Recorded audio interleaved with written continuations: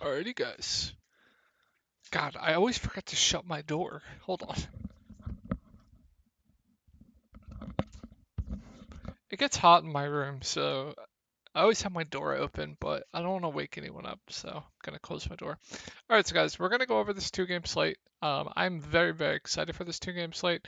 First off, because I'm an Eagles fan, should be a good game. Second off, Buffalo is on the slate as well. Love Buffalo. For DFS purposes, in my opinion, love Buffalo. Um, So yeah, we're gonna go over this two-game slate. But firstly, I just want to show you guys. If you're on the YouTube side of things, make sure to come over to this subreddit DFS Sports. I make posts here every day. You can ask me questions. I will always answer them for you. You can do whatever. Always answer them for you. If you ever need to get a hold of me on Twitter, you can follow me on Twitter and message me. I will always respond to you. Tori Langley 1992 on Twitter. Yeah. So I just want to show you what we were doing today in GPP. So let's scroll up. So what I was hammering home in the Discord was Lamar double stacks and Tua Tagovailoa double stacks. Those were my favorite stacks today, and we hammered it home. Like absolutely hammered it home. We all had exposure to that game. It was a phenomenal day for everyone. Well, I'll just show the wins. Like pretty sure this was like $5, $9 into 100. Like, Falcon had a good day. Worm had a good day. Just scroll more. This lineup absolutely insane. Uh, this lineup absolutely insane. Good day from Days, absolutely insane. Oh, that was Showdown. Good day here. Like these guys are scoring 200 plus points in single entry because we were hammering home Lamar Jackson doubles and Tua Tagovailoa doubles. Cam there, more here. Just dude, just absolutely insane. Um, Josh had a good day. So yeah, just absolutely bonkers day. Love to see it. And then we also play cash games. What I mainly focus on here is cash games. Um, had a really good day in cash games too. So firstly, I'll show you my GPP lineup. Lamar Jackson, Darrell Henderson, Jonathan Taylor, Tyreek Hill, Zay Jones, Robinson, Mark Andrews, Greg Dortch, Bengals defense. I actually didn't want the Bengals defense. I didn't realize I had them as my defense because I played too much cash games, so it kind of got lost in the sauce there. But yeah, just focusing on that Miami game was absolutely huge for us. Just absolutely massive. And then for me, Robinson at 0.5% ownership catching that touchdown was absolutely massive as well. The Jonathan Taylor Zay Jones pairing, that game really pissed me off. I did not expect Jacksonville to just throttle the Colts, and Jonathan Taylor basically got scripted out of that game. And then Jacksonville was just running the ball, so Zay Jones basically got scripted out of that game. So that was a fail on my part, but everything else hit. Um, so yeah, and then cash games. Everyone crushed cash games too. This is my lineup. I went with Derek Carr, Joe Mixon, Saquon Barkley, Devontae Adams, Greg Dortch, Amon-Ra St. Brown, Granson, and Darrell Henderson Jr. Also, I saw people I saw people touting other quarterbacks in cash. Trey Lance or Derek Carr. Those were your cash game quarterbacks today. Or Lamar Jackson if you had the money. You should not have been playing anyone else, in my opinion.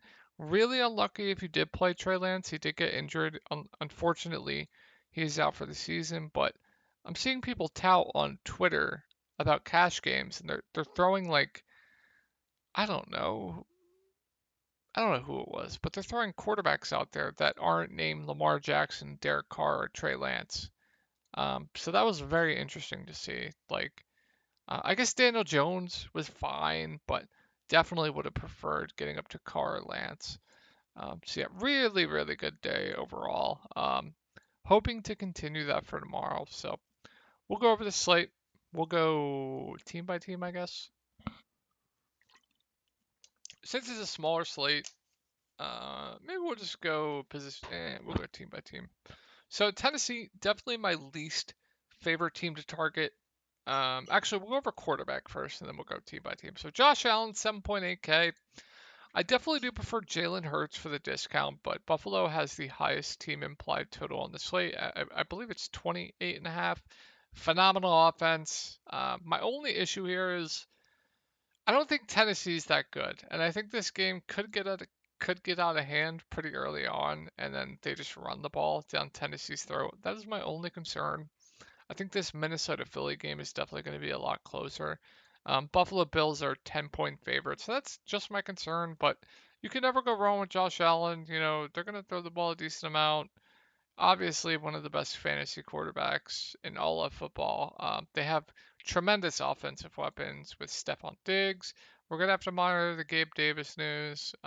Jamison Crowder could become a thing. So, yeah, I love Allen, but I definitely do prefer Jalen Hurts for these savings. Now, I'm not expecting 17 rush attempts again. I'm expecting more in that like 8 to 10 range, maybe 11. And good to see here. They threw the ball 32 times, which I kind of expected. I expected them to throw the ball a little bit more than they were going to throw the ball last year. And if that's going to continue, along with his rushing for, I think Jalen Hurts, point per dollar right now, is my favorite quarterback on the slate. If you want to get weird, you can definitely go to Kirk Cousins. They're going to throw the ball a ton. Very easy to double stack as well. I definitely don't hate that for GPPs. If you want to get even weirder and hope Tennessee keeps this game close, I think Ryan Tannehill is definitely viable, but I don't really think if you're a single entry player, you don't really need to do it. If I was playing 20 max or 150 max, I'd definitely get some exposure to Tannehill. But for my one lineup, probably just going to go Jalen Hurts. So let's go over the running backs. Excuse me, guys. Let's go over the running backs. So Derrick Henry, 7.8K, far and away my least favorite running back on the slate. Reason being, like I said, Buffalo's 10-point favorites. Tennessee's going to probably have to throw the ball a ton. As we know, Derrick Henry isn't involved in the passing game as much as we would like him to be. So at 7.8K, I think that seems about right in my opinion. For the game script that we are projecting it to be.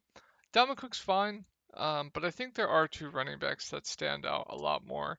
And please don't puke when I say this, but Miles Sanders and Devin Singletary are both too cheap.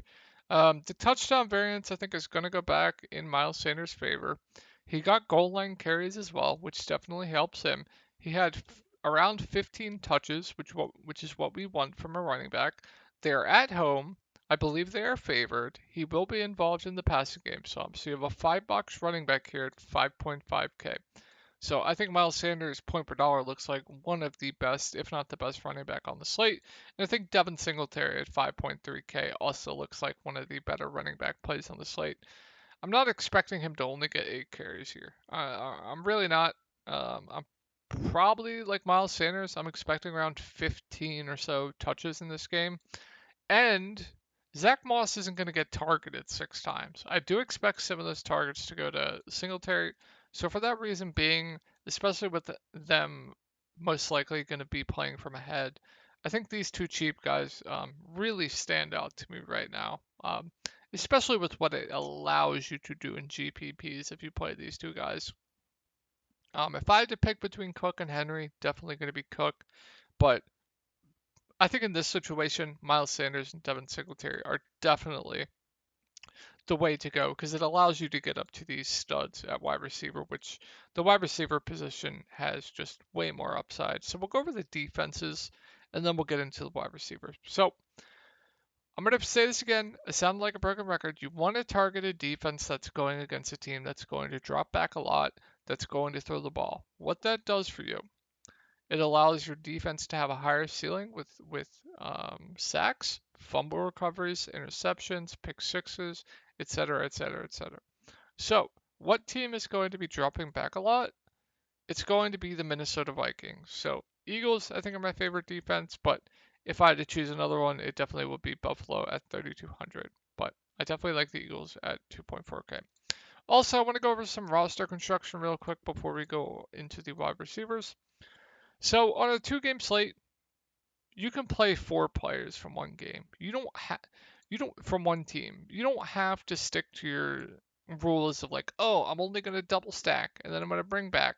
No, you can do this. You can play up, I would say up to 4 players from the same team, maybe even 5. And you can play a defense against your players. That it doesn't matter on a 2-game slate. Don't be scared to do it. And also, you can play as many people you want from the same team. I would probably limit up to 5, but I think 4 is definitely that sweet spot if you're going to go to the higher side of things. But I think 3 is probably the 3 or 4, definitely the right amount in my opinion. So yeah, just wanted to get that out there. So for wide receiver, we'll go team by team. So Robert Woods at 4.4K, I think is an okay value play, but what I'm really looking to here is either Robert Woods or Treylon Burks. Treylon Burks got a ton of usage, and he got a decent amount of air yards as well. They were looking for him downfield, I do believe. Someone correct me if I am wrong.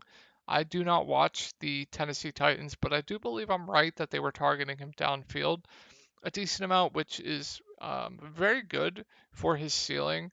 And then I think he's going to get usage as well, 4,200. So if he's the Tennessee Titans wide receiver, I definitely prefer to target, but I definitely don't hate Woods.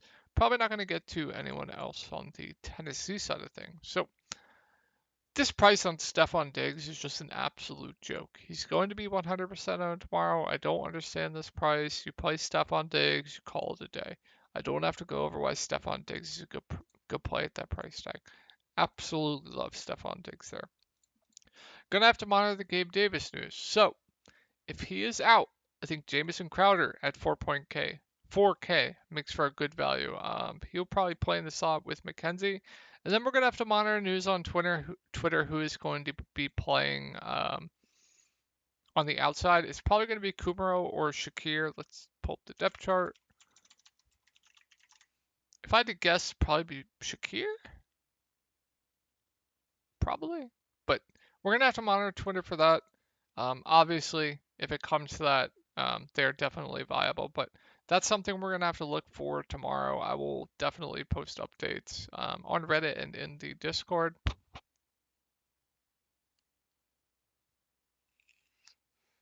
Excuse me, guys. Tight end, Dawson Knox is fine. He didn't play as much as I thought he was going to. Let's pull up PFF for a second here. Pretty sure he did not. Let's go to week 1. Where are the Bills? Yeah, Dawson Knox, he only played, oh no, he played 50 snaps, played 50 of the 58. Okay. I thought he played less for some reason. So I think Dawson Knox is fine. I definitely do prefer Dallas Goedert for not a little bit more. Um, I don't think he's really going to get peppered with targets like he was last year. I think mainly his usage is going to be in the red zone, which at 4K, that's fine. On to the Minnesota side of things. So Justin Jefferson, 9K. I don't know if we'll be able to fit him in, but if you can fit him in, by all means do it. Like I said with Devontae Adams, like I said with um, what's his name? Jarvis Landry. Justin Jefferson's always going to get a ton of air yards through the air. So his floor plus ceiling is even higher. He's going to get peppered with targets too. So the floor plus ceiling is definitely there. I definitely do prefer Stephon Diggs, but 9K is definitely reasonable for Justin Jefferson with his role in this offense. So if you can fit him in, I love him, but if not, no big deal. I think Adam Thielen is an interesting GPP play. I don't know if we'll get a ton of ownership with the other value on this slate. Now, he'll also be targeted in the red zone, but I think his floor is a little bit lower. I don't think I'm going to get to KJ Osborne. Don't think I'm going to get to anyone else. And then on to the Philadelphia wide receiver. Oh, I think Irv Smith, fine tight end play. Definitely fine. And on to the Philadelphia wide receiver. So this is my team. I know what I'm talking about. AJ Brown, 7K. I think he makes for a great option. This is not me being biased, but 13 targets. I don't think we'll expect 13 targets again, but he's the clear number one on this team. I think Minnesota. I'm trying to remember if their cornerback depth is bad. I'm pretty sure they don't have good corner, so even better for AJ Brown. So like him at 7K, but Devontae Smith at 4.5K is just too cheap. He's not going to have 0 receptions again. He's probably going to have more than 4 targets.